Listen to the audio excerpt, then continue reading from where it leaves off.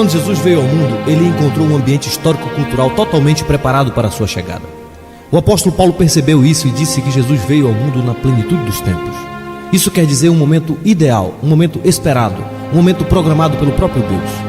Deus preparou pelo menos 3 civilizações para a chegada do Messias: os gregos, os romanos e os judeus. Roma influenciou especialmente na questão política, os gregos na questão intelectual e os judeus na religiosidade. O primeiro século da era cristã é conhecido como período apostólico. Isso porque os apóstolos ainda estavam vivos e batalharam com toda a sua força pela verdade do Evangelho. Paulo e os outros apóstolos convocam a igreja para batalhar pela fé que foi entregue aos santos e a manter intacto o conteúdo do Evangelho. Obviamente, essa não era uma batalha fácil, uma vez que a igreja era extremamente perseguida e os césares odiavam a fé cristã. Nero, por exemplo, incendiou Roma e colocou a culpa nos cristãos. Em consequência disso, os cristãos foram perseguidos e mortos nas arenas. Por outro lado, as perseguições produziram uma igreja purificada, tanto na vida como na doutrina. Durante o período que se seguiu à era apostólica, a igreja esteve sob a espada da perseguição romana. Um nobre exército de mártires partiu para a eternidade sob os rigores da espada, das feras e das ardentes fogueiras. Somente os que realmente eram convertidos se dispunham a pagar tamanho preço pela verdade do Evangelho. Mas mesmo assim, em meio a tantas perseguições, os cristãos aumentaram em número e alcançaram quase metade do Império Romano. Foi um período heróico para a igreja, uma vez que mesmo em meio a circunstâncias adversas, os cristãos viviam o Evangelho e testemunhavam a sua fé. Graças à bravura e à coragem dos pais da igreja, as heresias foram combatidas, o que possibilitou o surgimento da ortodoxia cristã. No entanto, algo aconteceu que mudou para sempre a ética e a teologia da igreja apostólica. No início do IV século, o imperador Constantino se declarou cristão e em 313 promulgou o Edito de Milão. Isso dava liberdade de culto aos cristãos. Os cristãos então foram integrados à sociedade romana. E não demorou para que o cristianismo se tornasse a religião oficial do Estado. Era o início da Igreja Católica Romana. A igreja, até então formada por pessoas de classes mais baixas, foi abrindo espaço entre a aristocracia. Antes que se iniciasse o IV século, os templos pagãos já haviam sido abandonados ou então transformados em templos cristãos. No século IX, não existia na Europa Ocidental quase ninguém que não acreditasse no Deus da Bíblia. Parecia ser o triunfo do cristianismo, mas na realidade, tal popularidade produziu resultados catastróficos para a igreja. Para começar, todos queriam ser membros da igreja e quase todos eram aceitos, tanto os convertidos como os perversos. Homens mundanos e ambiciosos desejavam cargos na igreja a fim de obter influência social e política. Por volta do final da Idade Média, o cristianismo estava completamente fora dos padrões que os apóstolos deixaram. Mesmo dentro do clero, a condição moral era uma realidade alarmante. Embriaguez e adultério eram os menores vícios de uma liderança que havia apodrecido quase por completo. Mesmo os que se separaram do mundo em busca de uma espiritualidade sadia foram contaminados. A Trindade Santíssima não era mais o único objeto de culto. Maria e outros santos passaram a ocupar lugar de adoração no culto de Deus. As peregrinações a lugares sagrados conferiam graça aos fiéis. A missa tomou o lugar da ceia do Senhor. O cristianismo, assim como o paganismo, era simplesmente uma religião do medo e do pânico. Neste período de total abuso papal e de corrupção geral da igreja, Deus começou a levantar alguns movimentos de reforma. Homens como os valdenses no final do século XII, homens como John Wycliffe, que traduziu o Novo Testamento para o inglês, homens como John Hus, que proclamou a necessidade da libertação da autoridade dos abusos do Papa, homens como Jerônimo Savonarola na Itália. Esses homens começaram a gritar contra os abusos da igreja e a clamar em defesa da verdade apostólica. Mas o mundo não estava preparado para recebê-los, de modo que foram reprimidos com sangrentas perseguições. Nesse período também acontecia no mundo o despertar da Europa para o interesse pela literatura, pelas artes e pela ciência. Era a chegada do Renascimento. Na Alemanha, na Inglaterra e na França, o Renascimento possuía um sentimento religioso. E isso despertou um novo interesse pelas escrituras sagradas. Isso levou o povo a investigar os verdadeiros fundamentos da fé cristã, independentemente dos dogmas de Roma. Antes de se inventar a imprensa, os livros eram copiados à mão. Mas a imprensa possibilitou o uso comum das escrituras e incentivou a tradução e a circulação da Bíblia em todos os idiomas da Europa. A chama da reforma começou a arder primeiramente na Alemanha, sob a direção do monge Martinho Lutero, que era professor da Universidade de Wittenberg. Lutero visitou a cidade de Roma e ficou escandalizado com o declínio moral dos líderes religiosos. Lutero passou por crises espirituais profundas. Ele temia que o Deus justo não o aceitasse. Por isso ele se desdobrava em penitências religiosas para conseguir méritos diante de Deus. Como resultado do estudo sério da Bíblia, descobriu e entendeu a poderosa doutrina da justificação pela fé. Isso foi revolucionário para ele. Ele encontrou paz e descanso para sua alma na cruz de nosso Senhor Jesus Cristo e começou a pregar a sua descoberta na cidade de Wittenberg. O Papa Leão X, querendo arrecadar fundos para terminar as obras do Templo de São Pedro em Roma, permitiu que João Tetzel percorresse a Alemanha vendendo indulgência que garantia o perdão dos pecados. Lutero ficou extremamente indignado com tal pregação e começou a denunciar como falso o ensinamento de Tetzel. Na manhã do dia 31 de outubro de 1517, Lutero afixou as suas 95 teses na porta da Catedral de Wittenberg e com tal atitude estava deflagrado o grito da Reforma. Seus ensinos foram condenados e no mês de junho de 1520, Lutero foi excomungado pelo Papa Leão X. No dia 17 de abril de 1521, Lutero compareceu à Dieta de Worms. Ali Lutero reafirmou a sua fé no Evangelho Apostólico.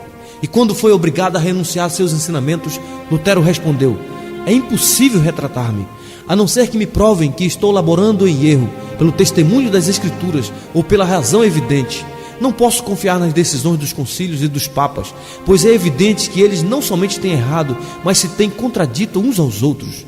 Minha consciência está alicerçada na palavra de Deus e não é seguro nem honesto agir contra a consciência de alguém. Assim, que Deus me ajude. Lutero traduziu o Novo Testamento para a língua alemã e faleceu em 18 de fevereiro de 1546, aos 63 anos de idade. Mas antes de falecer, ele tinha mudado a história. A segunda expressão histórica do protestantismo ficou conhecida como movimento reformado. Esse movimento surgiu especialmente na Suíça. Seus primeiros líderes foram Ulrico Zwingli e João Calvino.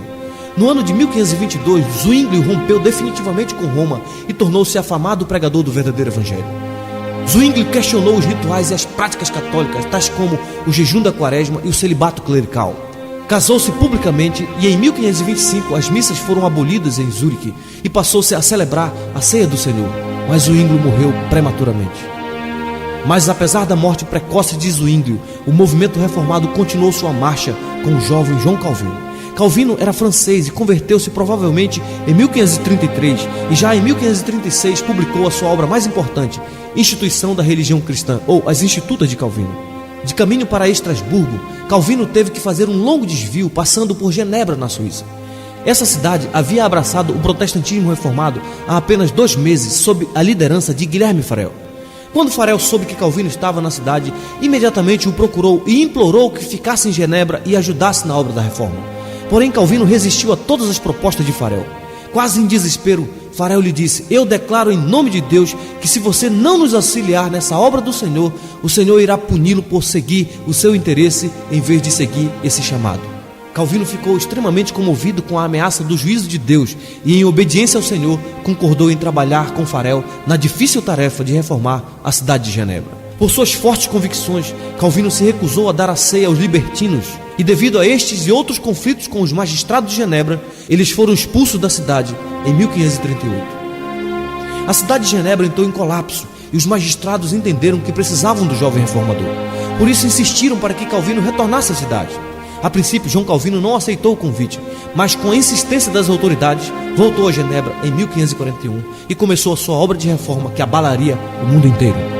Em 1559, Calvino tornou-se cidadão de Genebra e fundou a Academia de Genebra. Seu grande sonho era transformar Genebra numa cidade cristã modelo.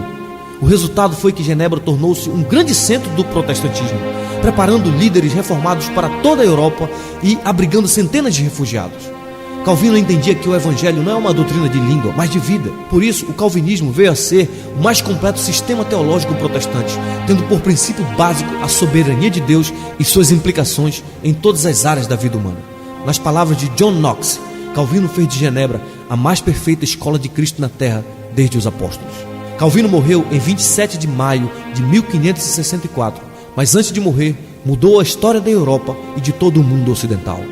Nesse período, a reforma ainda não havia chegado na Inglaterra, e quem deu o passo decisivo foi o rei Henrique VIII. Henrique VIII era casado com a princesa espanhola Catarina de Aragão. Catarina não conseguiu dar-lhe um filho varão, e isso começou a preocupar os estadistas ingleses. Henrique pediu ao Papa Clemente VII que anulasse o seu casamento para que pudesse casar-se com Ana Bolena, mas por razões políticas o Papa negou. O rei então rompeu relações com o Papa e em 1534 o parlamento aprovou o chamado Ato de Supremacia e o rei foi declarado protetor e chefe supremo da Igreja da Inglaterra. Após sua morte, Henrique VIII foi sucedido por seu filho Eduardo VI. Os tutores do jovem aproveitaram para implantar a reforma na Inglaterra e puseram fim às perseguições contra os protestantes. Mas Eduardo era doentio e morreu ainda jovem, sendo sucedido por sua irmã Maria Tudo. Maria era filha de Catarina de Aragão e era uma mulher terrível, tão mal que ficou conhecida como a Sanguinária. Fez de tudo para restabelecer o catolicismo na Inglaterra. Perseguiu os líderes protestantes e em seu governo mais de 300 protestantes sofreram martírio. Os reformados foram expulsos da Inglaterra e muitos se refugiaram em Genebra, Estrasburgo e outras cidades protestantes onde tiveram um contato mais sólido com a teologia calvinista. Na providência de Deus, a Sanguinária morreu e logo subiu ao trono sua irmã Elizabeth I, filha de Ana Bolena. Foi nessa época que a Inglaterra tornou-se definitivamente protestante. Mas o movimento de reforma na Inglaterra cresceu graças aos esforços dos chamados puritanos. Por terem verdadeiramente conhecido a teologia reformada, os puritanos queriam libertar a igreja das superstições papistas. Defendiam uma teologia verdadeiramente apostólica e um governo de igreja verdadeiramente bíblico. Buscavam uma disciplina rígida e uma vida de santidade diante de Deus. Naquela época, os puritanos levavam tão a sério a leitura da palavra que a Inglaterra ficou conhecida como o povo da Bíblia. O alvo dos puritanos era colocar a Bíblia como a única regra de fé e prática. Segundo eles, tudo o que as comunidades precisavam era de um pregador zeloso pela palavra de Deus e nada mais. Por suas fortes convicções, os puritanos foram reprimidos na Inglaterra e muitos deles foram para a América do Norte, onde iniciaram a história da nação americana. Foi na época dos puritanos que foi convocada a famosa Assembleia de Westminster, de 1643 a 1649. Essa célebre Assembleia elaborou uma série de documentos calvinistas para a Igreja da Inglaterra. Dentre esses documentos temos a Confissão de Fé de Westminster, o Diretório de Culto, o Catecismo Maior e o Breve Catecismo de Westminster. Igrejas reformadas do mundo inteiro, inclusive a Igreja Presbiteriana do Brasil, até hoje adotam esses documentos como expressão da sua fé. No início do século XVII, surgiu uma forte controvérsia por causa dos discípulos de um homem chamado Tiago Armínio, que afirmava que o homem pode cooperar com Deus na obra da salvação. Para resolver essa controvérsia, convocou-se então o Sínodo de Dort, na Holanda, que rejeitou as ideias de Armínio e afirmou os chamados 5 pontos do calvinismo, que são eles: total depravação, incondicional eleição, limitada expiação, graça irresistível e perseverança dos santos. Aquilo que os nossos pais pregaram e viveram estava alicerçado em alguns fundamentos. O primeiro fundamento era a absoluta autoridade e suficiência das Sagradas Escrituras. A Bíblia é a palavra de Deus, a única regra de fé e prática, e não temos necessidade de outros meios de revelação, pois ela é perfeita em todos os seus aspectos. O segundo fundamento dos nossos pais é a absoluta suficiência de Cristo, solos Cristos. Os reformadores nos ensinaram que nossa salvação não depende nem do Papa, nem dos bispos, nem dos santos e nem da intercessão de Maria. Pelo contrário, a salvação é realizada unicamente pela obra mediatória e consumada de Cristo na cruz do Calvário. O terceiro fundamento é a suficiência da soberana graça de Deus. Juntamente com todos os apóstolos do primeiro século, os reformadores ensinaram que os seres humanos nascem espiritualmente mortos em delitos e pecados e por isso não são capazes de ajudar a Deus na obra da salvação. O quarto fundamento é a justificação unicamente pela fé na cruz de Cristo. Seguindo o rastro dos apóstolos, os reformadores sustentaram que a justificação é mediante a fé. Lutero dizia que este é o artigo pelo qual a igreja fica de pé ou cai. Deus nos declara justo por causa da justiça de Cristo imputada a nós. E por último, os reformadores tinham uma visão elevada da soberania de Deus. Nos ensinaram que Deus está infinitamente além de qualquer coisa que nossa mente carnal possa compreender. O principal lema dos reformadores era soli Deo glória, somente a Deus a glória.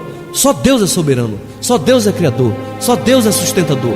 Tudo que existe pertence a Ele, portanto somente Ele é digno de toda a glória. Eles procuraram colocar em prática em todas as áreas da vida aquilo que Paulo diz em 1 Coríntios capítulo 10, versículo 31.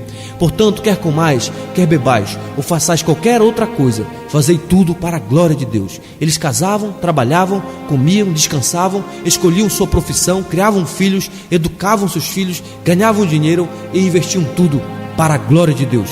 Eram práticos e dinâmicos. Fundaram universidades, criaram escolas e cultivaram um forte espírito missionário. Que Deus levante homens e mulheres de vigor e de coragem para abraçarmos a causa do reino de Deus na terra, aqui e agora, em nossa geração.